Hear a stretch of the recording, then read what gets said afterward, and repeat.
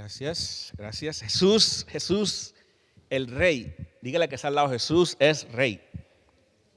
Jesús es Rey. Practique su español. Jesús es Rey. ¿Qué significa para ti y para mí que Jesús sea Rey? ¿Qué significa para ti y para mí que Jesús sea Rey? Todos los que han visto la película Gladiador, levante su mano. ¿Usted ha visto la película Gladiador? Levante su mano.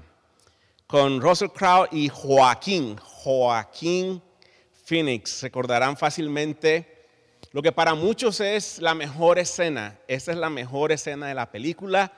El emperador Cómodo baja a la arena donde estaban peleando los gladiadores después de una victoria y se encuentra con el gladiador. En ese momento no se sabía su nombre, solamente que era gladiador y le decían el español.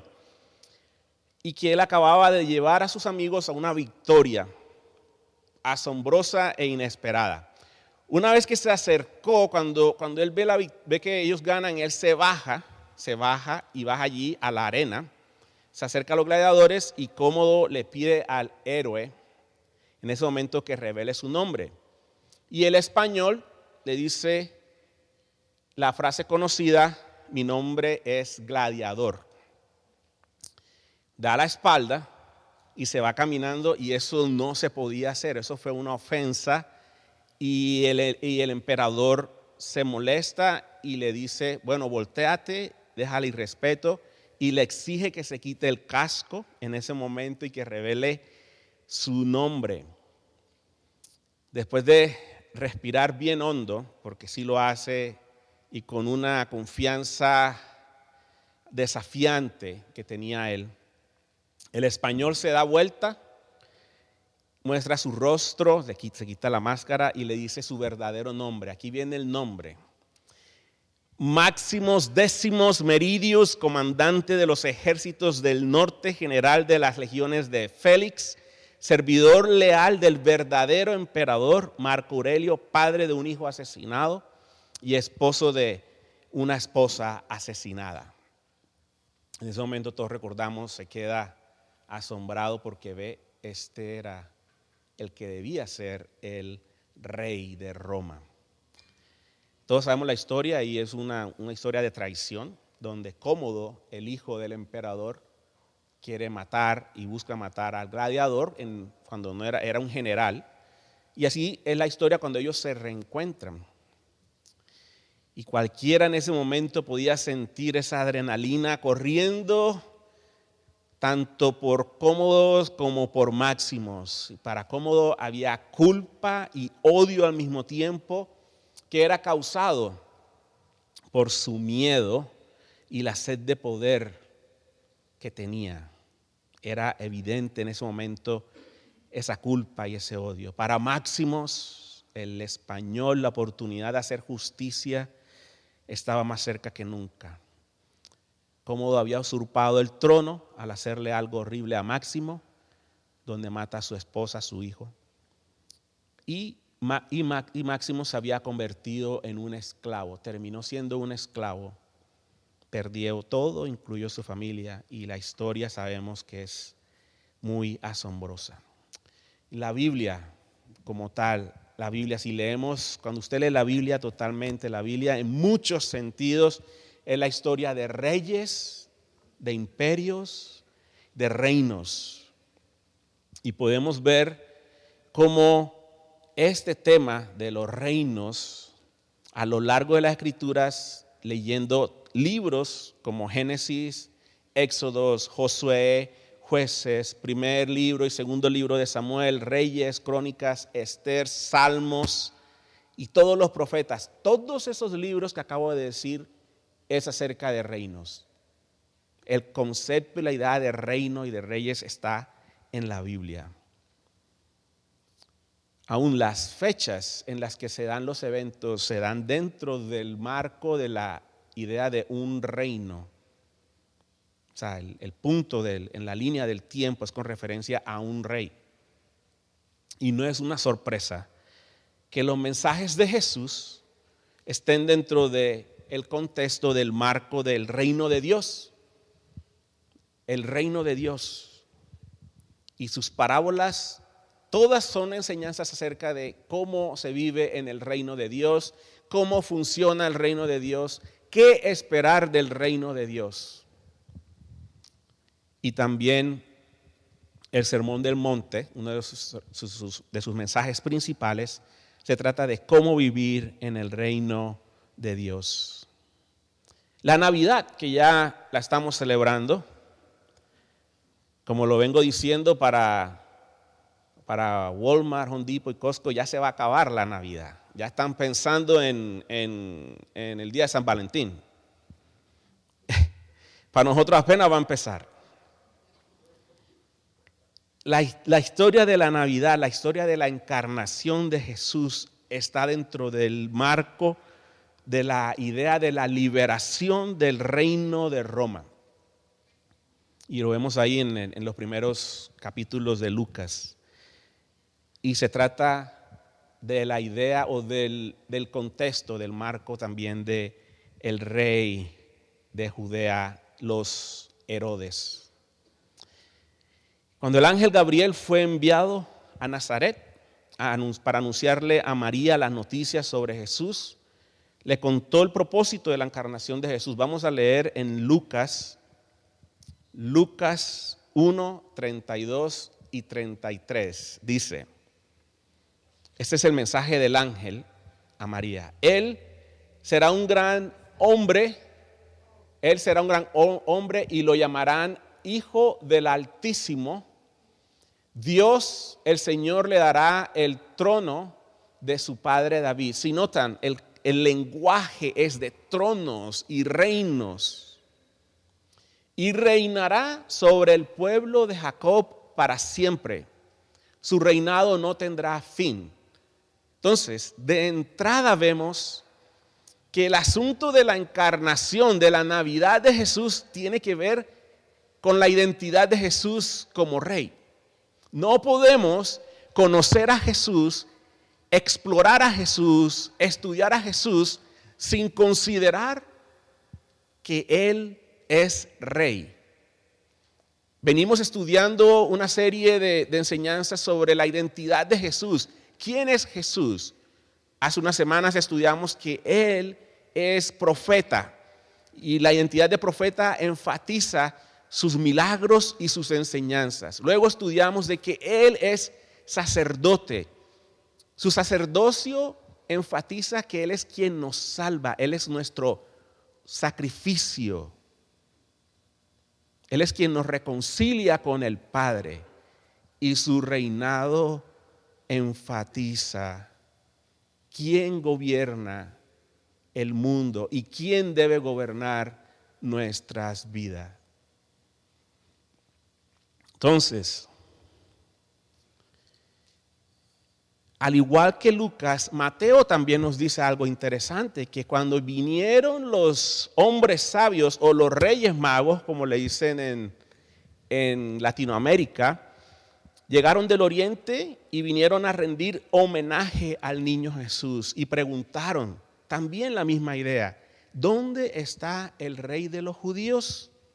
Ellos trajeron oro entre los regalos, ya que el oro era un regalo presentado a los reyes. Es importante entender por qué la gente, tanto los ángeles y las personas claves de la historia de la Navidad, entendieron esto se trata de Jesús como rey. Y debemos empezar a mirar a Jesús como el rey. Y por eso, ¿se imaginan ellos llegando a un pueblo? ¿Dónde está el rey? ¿Dónde está el rey? Esa fue la pregunta, porque no preguntaron dónde está el hijo del carpintero. Preguntaron dónde está el rey. Entonces, eso nos sirve como para entender de que para conocer a Jesús, para entender y vivir una fe con Jesús, necesitamos entender qué significa que Jesús sea rey. El objetivo de hoy es responder a la pregunta, ¿qué significa Jesús el rey para mí? Para empezar, asumamos que usted no sabe nada de Dios, que usted no sabe nada de la Biblia, que usted no sabe nada del cristianismo, que usted no sabe nada de Jesús. Y que todo lo que usted tiene para conocer sobre Jesús son los evangelios. Es decir, los 4 primeros libros del Nuevo Testamento: Mateo, Marcos, Lucas y Juan. Y por alguna razón usted empieza a leer Mateo, que es el primero. Y se da cuenta que de entrada dice, no, voy a cambiar el canal.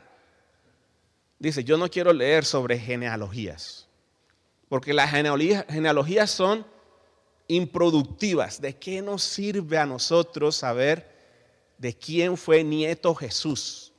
¿De qué le sirve a usted? ¿De qué me sirve a mí saber quién fue el abuelo de Jesús? ¿Cómo cambia eso mi corazón?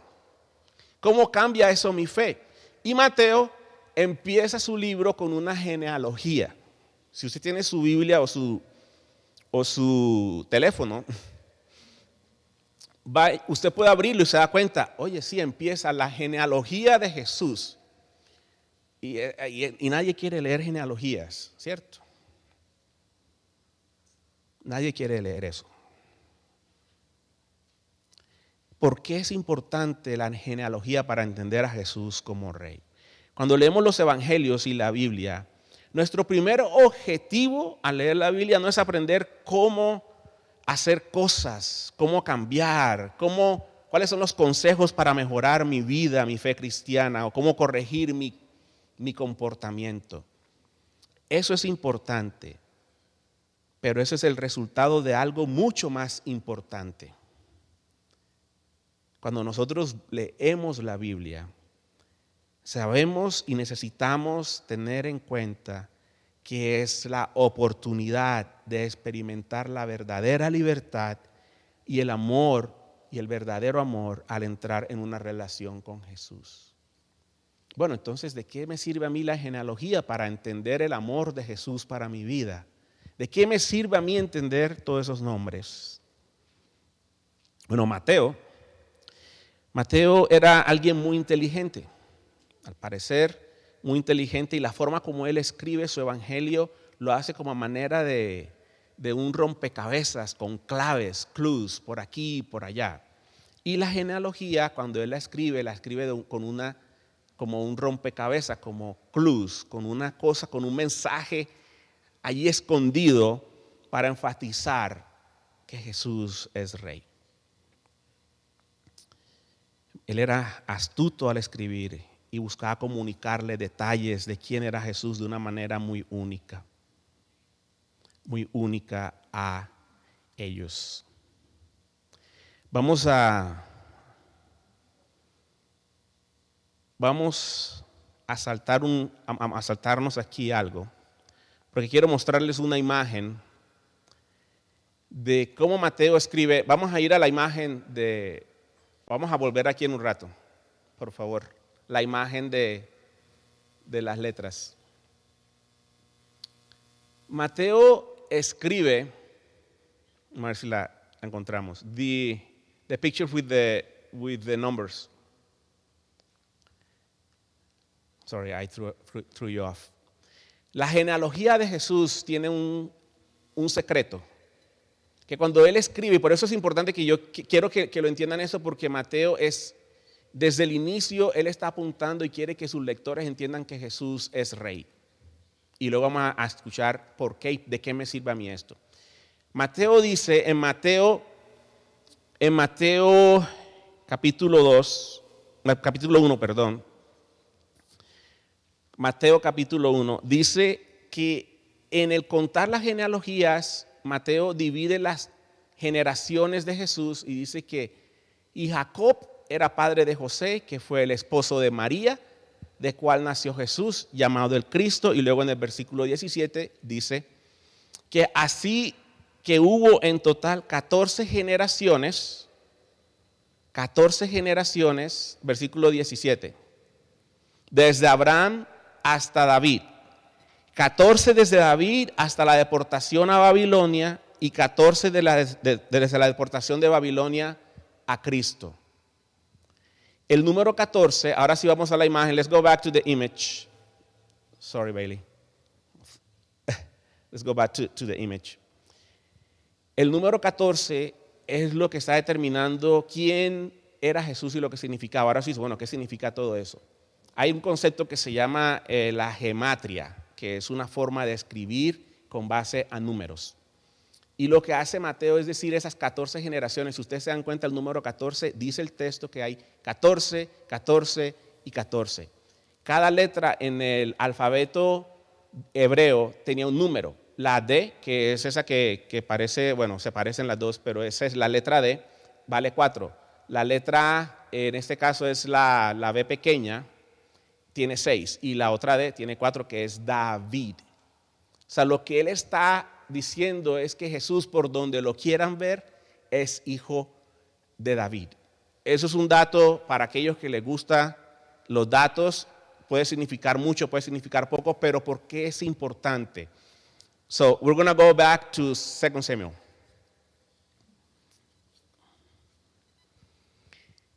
Cuando el Señor escoge a David para ser rey de Israel, le da una promesa. Es uno de los 3 pactos que encontramos en el Antiguo Testamento y ese es uno de esos. Dice, cuando tu vida llegue a su fin y vayas a descansar entre tus antepasados, yo pondré en el trono a uno de tus propios descendientes y afirmaré su trono. Luego le dice, será él quien construya una casa en honor de mi nombre y yo afirmaré el trono de su reino para siempre. Esta fue la promesa que Dios le dio al primer rey oficial, porque hubo antes, pero el oficial, que el que Dios quería de Israel, David. Esa fue la promesa que él le dio a David y le dice, va a venir alguien de tu descendencia que va a ocupar tu trono y su reino nunca tendrá fin. Yo afirmaré su reino para siempre. Entonces, cuando Jesús llega 1000 años después que David, son 1000 años desde David hasta Jesús, más o menos, Mateo está diciendo, ustedes recuerdan ese pacto que Dios hizo con nuestro primer rey. Ahora se está cumpliendo. Y Dios le dice al pueblo a través de Mateo, esa persona que ustedes crucificaron era el descendiente que estábamos esperando de David. Y por eso Mateo lo escribe con un rompecabezas y dice las 14 generaciones y dice, ustedes están viendo el nombre de David en todo esto. Es importante que nosotros entendamos por qué era importante para Mateo y para Dios mismo que el pueblo entendiera que Jesús era rey. Vamos a llegar allí en un rato.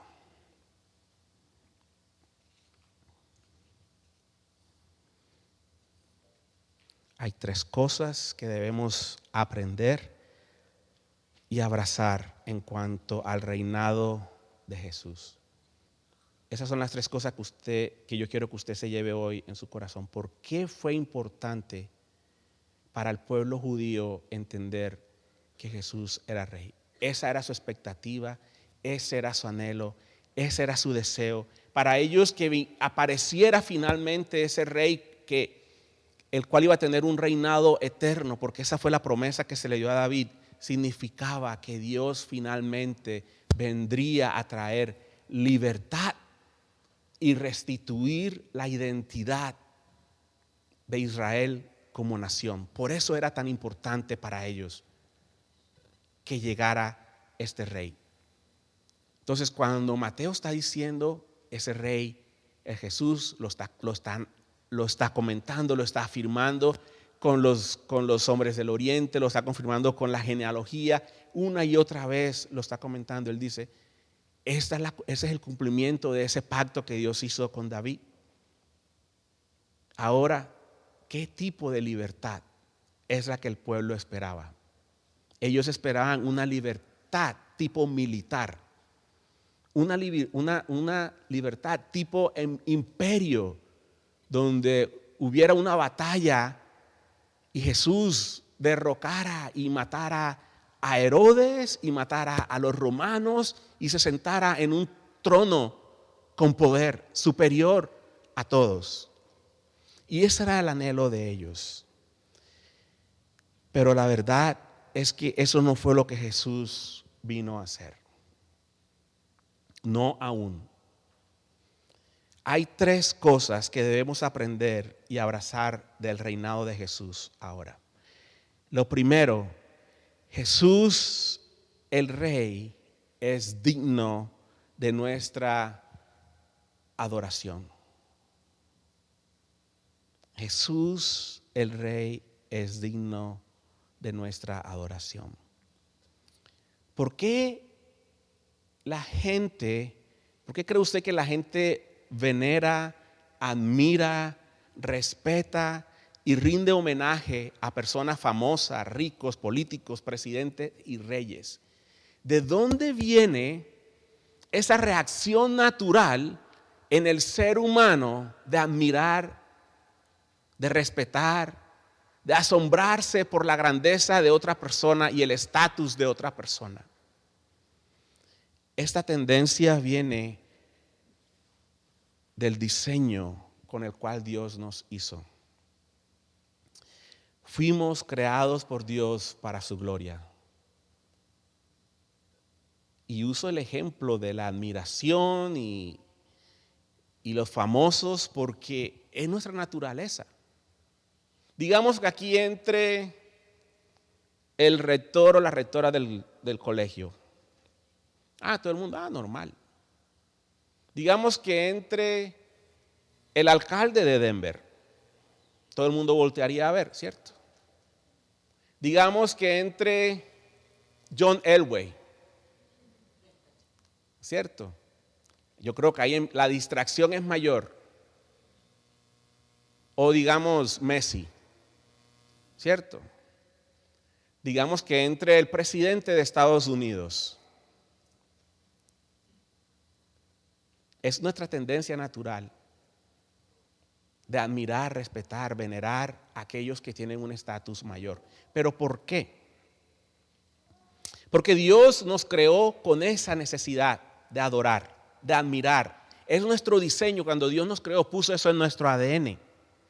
Isaías 43:7 dice: trae a todo el que sea llamado por mi nombre, al que yo he creado para mi gloria, al que yo hice y formé. Tú y yo fuimos creados para dar adoración a Dios. ¿Sí se dieron cuenta de la actitud de los hombres sabios del Oriente? Cuando llegaron donde el niño Jesús, baby Jesus, ellos llegaron a adorar, se postraron donde Jesús. El problema, el por qué nosotros adoramos otras cosas, otras personas, está en la caída, en Génesis 3. Y como muchas otras cosas, las cosas en esa caída se distorsionaron y nuestro deseo de adorar se descarriló. Y ahora adoramos a personas, nos adoramos a nosotros mismos, a cosas, y nos cuesta y luchamos por adorar a nuestro Dios. Pero ese deseo de usted de adorar y de venerar a alguien más es algo que Dios puso en usted. Mateo 2:9-11 dice, y es muy hermoso: después de oír al rey se pusieron en camino, y la estrella que habían visto al salir fue delante de ellos, hasta que se detuvo sobre el lugar donde estaba el niño. Cuando vieron la estrella se llenaron de alegría. Esos son los hombres sabios del Oriente. Al llegar a la casa, vieron al niño con María, su madre, se postraron ante él. Abrieron sus tesoros y le presentaron regalos de oro, incienso y mirra. Eso es una actitud que nos reta, postrarse delante de Dios. ¿Cuándo fue la última vez que te arrodillaste delante de Dios? A adorarle, no a quejarte, pero a adorarle, a reconocer que Él es Dios. El otro día estaba, hace meses ya, en el mall y no recuerdo que eran como las 6 de la tarde, no recuerdo qué hora era exactamente, y estoy afuera y de pronto está esta persona sentada allí, se para, se quita la camisa, la pone en el suelo y se pone allí a adorar. Era un musulmán, enfrente de todo el mundo. Esa era la hora de la adoración o de oración. Y lo hizo. Que esté bien, que esté mal, que no sea lo mismo que nosotros creamos, pero el ejemplo está allí. Postrarse delante del Rey Todopoderoso, Creador del cielo y la tierra, es parte de tu llamado y de mi llamado como hijos de Dios. Entonces, Jesús como Rey es digno de nuestra adoración. Ahora, en este pasaje de los Reyes Magos, de los hombres sabios, hay algo hermoso. Hay un movimiento. Y dice que después de oír al rey Herodes y sus planes, o sea, el rey Herodes le dice, vayan y búsquenlo, y cuando se den cuenta dónde está, vienen y me vienen a avisar. Y dice el texto, después de oír al rey, se pusieron en camino, se fueron. They walked away. Para adorar a Jesús es necesario seguir caminando y dejar atrás las otras opciones. Y eso es importante, incluyéndote a ti mismo y a mí mismo. Para yo ser un adorador de Jesús, debo caminar y darle la espalda a las otras opciones. Para los Reyes Magos, la opción era el rey Herodes, las propuestas que él pudiera haber tenido con ellos. Para adorar a Jesús hay que seguir caminando y dejar atrás las otras opciones. No sé cuáles sean tus otras opciones de adoración, pero en este país hay muchas tentaciones que se quieren robar el lugar de Jesús en nuestros corazones. Desde el materialismo hasta el individualismo. Yo manejo mi agenda, yo manejo mis criterios de la vida. Yo decido qué es bueno y qué es malo. Entonces, ahí está una primera aplicación de qué significa que Jesús sea rey para ti.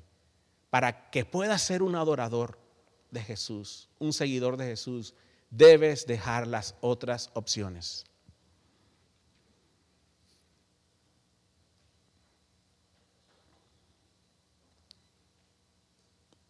El segundo punto de las tres cosas que debemos aprender y abrazar del reinado de Jesús es que Jesús el Rey es un llamado a la verdadera identidad y libertad.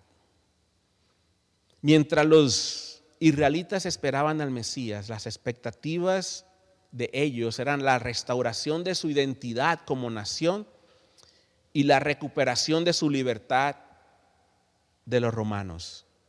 Jesús vino a restaurar la identidad. Jesús vino a restaurar esa identidad y a dar una libertad verdadera, pero diferente.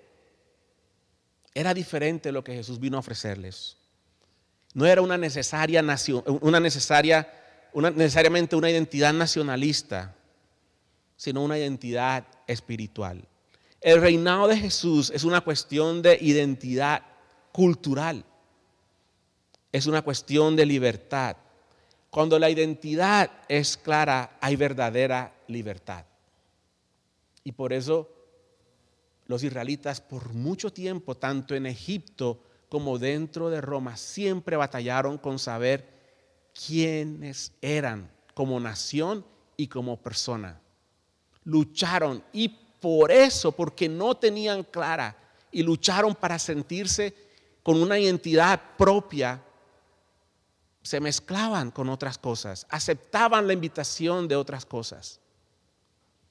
Y por eso mismo, para ellos decían, el Mesías cuando llegue nos va a retornar esa identidad y por lo tanto vamos a ser finalmente libres. Ese era el deseo de ellos, ser libres, ser libres.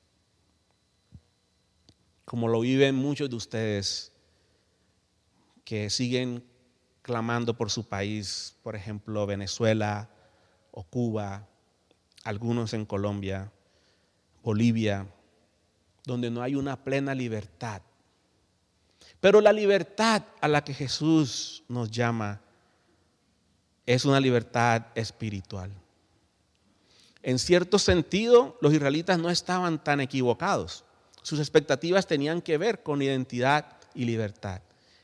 Y nosotros somos iguales. Queremos librarnos de lo que nos oprime, ya sea espiritual o físico. Fuimos diseñados para la libertad. El problema es que ese anhelo de libertad ha sido distorsionado. Ahora la gente quiere todo tipo de libertad, pero no quiere libertad espiritual. La gente y los jóvenes y todo el mundo hoy clama: quiero mi derecho, quiero lo mío, quiero hacer lo mío, quiero mi libertad, quiero mi casa, quiero mi espacio, quiero mis decisiones, pero no quiere la libertad espiritual. Y muchas personas, tristemente, quieren librarse o quieren libertad de aquel que realmente les puede dar una verdadera libertad. La gente quiere liberarse de Jesús mismo, porque ven a Jesús como un opresor, ven a la Biblia como un opresor,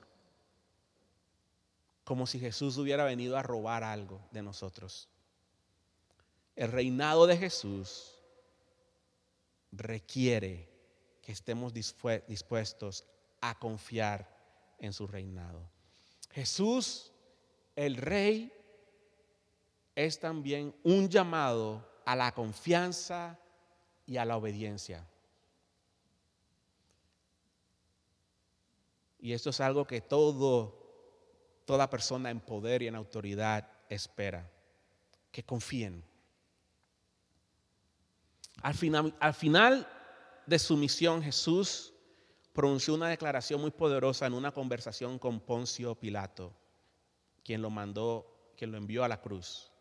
En Juan 18 hay una parte de esa conversación bien interesante. Dice Juan 18, 33. Pilato volvió a entrar en el palacio y llamó a Jesús. ¿Eres tú el rey de los judíos?, le preguntó. ¿Eso lo dices tú?, le respondió Jesús. ¿O es que otros te han hablado de mí? ¿Acaso soy judío?, respondió Pilato.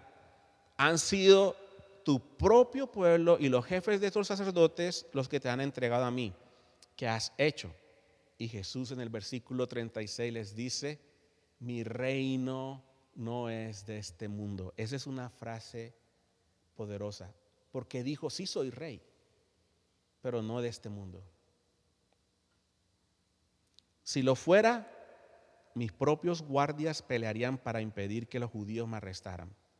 Pero mi reino no es de este mundo. ¿Qué significa esto? Bueno, Pilato le dice: así, entonces eres rey. Y ahí se va. Jesús contestó: eres tú quien dice que soy rey. Yo para esto nací. Jesús dice: yo nací para ser rey y para esto vine al mundo, para dar testimonio de la verdad.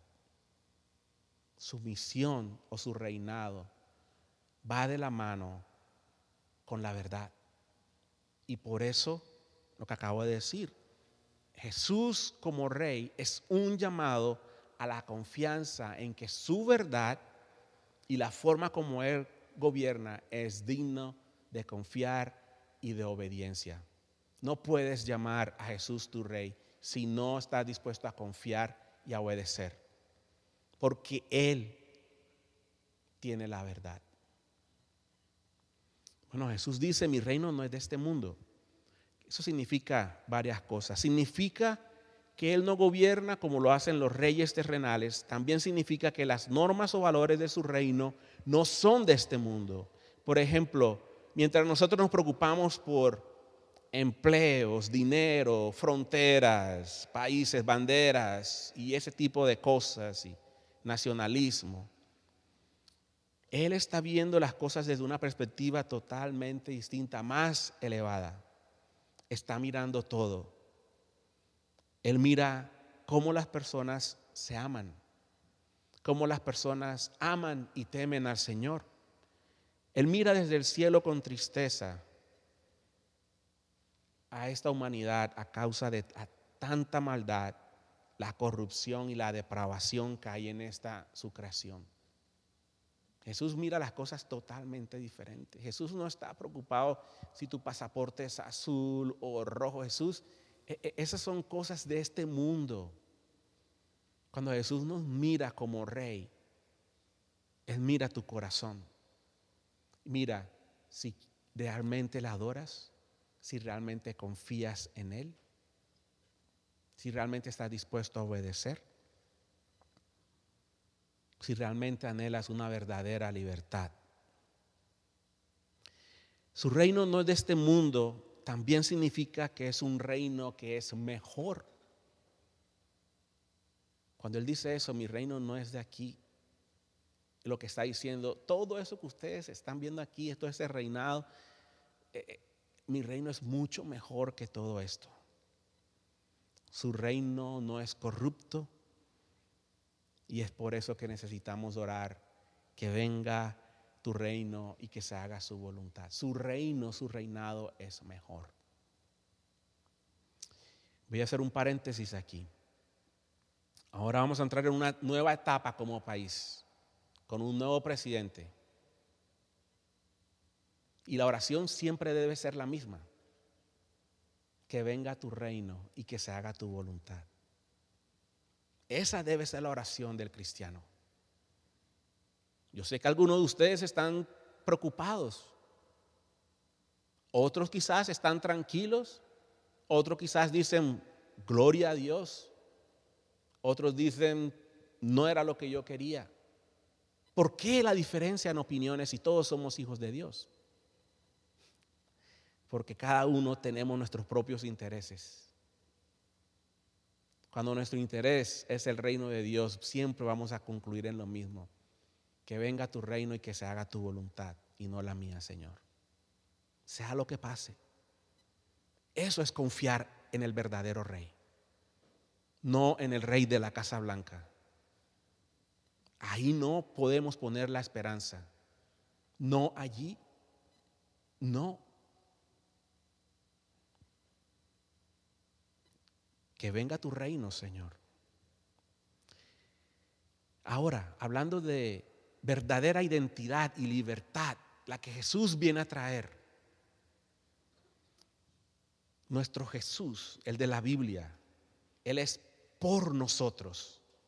Su reino y su gobierno es por nosotros, no es contra nosotros. Para muchos es contra, porque duele lo que Jesús quiere renovar y restaurar en el corazón. Porque aunque no lo aceptemos, todos estamos como los israelitas en ese tiempo, con un deseo de libertad. Y cuando Jesús viene a traer esa libertad, no nos gusta, porque queremos que sea nuestra libertad, nuestra decisión. No debemos temerle.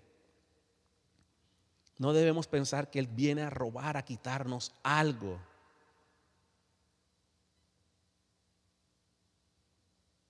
Porque de pronto lo que Él viene a hacer es diferente a lo que tú valoras, a lo que tú deseas, a lo que tú quieres. Porque sus planes y sus diseños no están alineados con los tuyos. No temas y no pienses que Jesús viene a robarte algo. Él sabe lo que es la verdadera libertad, la verdadera identidad. Los israelitas anhelaban una identidad, querían parecerse a Roma. Ellos querían ser el nuevo Roma. Querían el poder. Querían libertad para poder usar las armas como querían. Y si bien la libertad que anhelamos es de este mundo, es temporal, es dolorosa. La libertad que Él ofrece es eterna y está llena de compasión. Debemos confiar que nuestro Rey es bueno porque su reinado es humilde, es gentil y amoroso. Los que estamos dentro del reino de Dios tenemos todas las de ganar.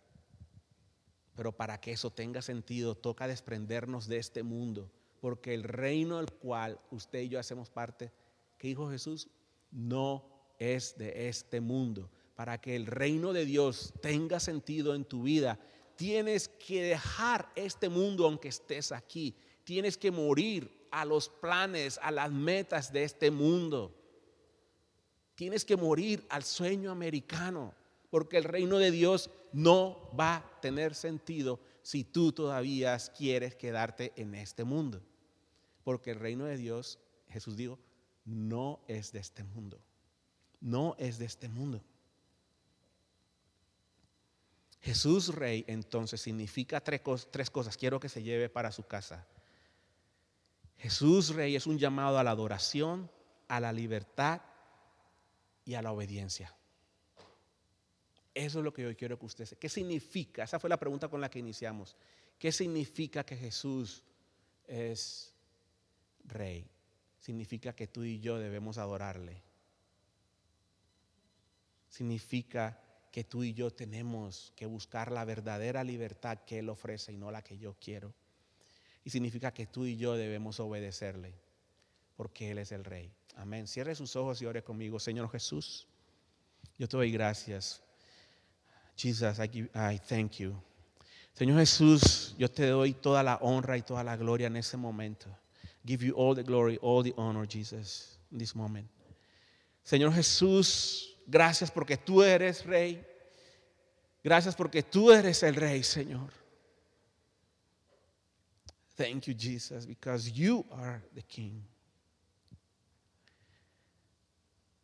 Señor, y yo quiero ser un adorador porque tú te lo mereces. Quiero postrarme delante de ti en adoración. Jesus, I want to bow down and worship you because you deserve it. Señor, yo quiero confiar y obedecerte, Señor. Father, I want to trust and obey you because you are the King.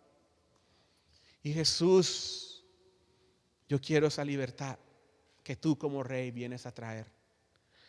And Jesus, I want the freedom that you as the King came to give. Señor Jesús, te adoramos. Señor Jesús, enseña a mi corazón, enseña a nuestros corazones lo que significa que tú eres el Rey. Jesus, teach our hearts. Help our hearts to understand what it means that you are King. What it means, what it implies. Y si hay algo en tu corazón que no te permite adorar a Jesús como Rey, si hay algo en tu corazón que no te permite ver a Jesús como aquel que te da verdadera libertad, si hay cosas en tu corazón que aún tú no estás deseando ni soltar porque tú quieres ser tu propio Rey, te invito a que tomes este tiempo para pedirle ayuda al Espíritu Santo. If there are things in your life that you're thinking like, I know Jesus is King, but I'm not ready to let this go. If you're thinking, I know He's King, but I don't know if I'm ready to worship Him in the way how the Bible teaches. My invitation to you is to ask the Spirit to help you.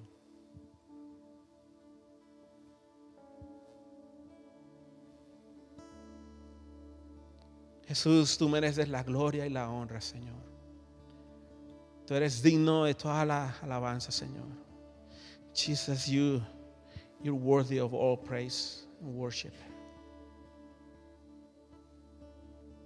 Señor, y mientras cantamos, mueve nuestros corazones a mirarte como el Rey que merece adoración, obediencia,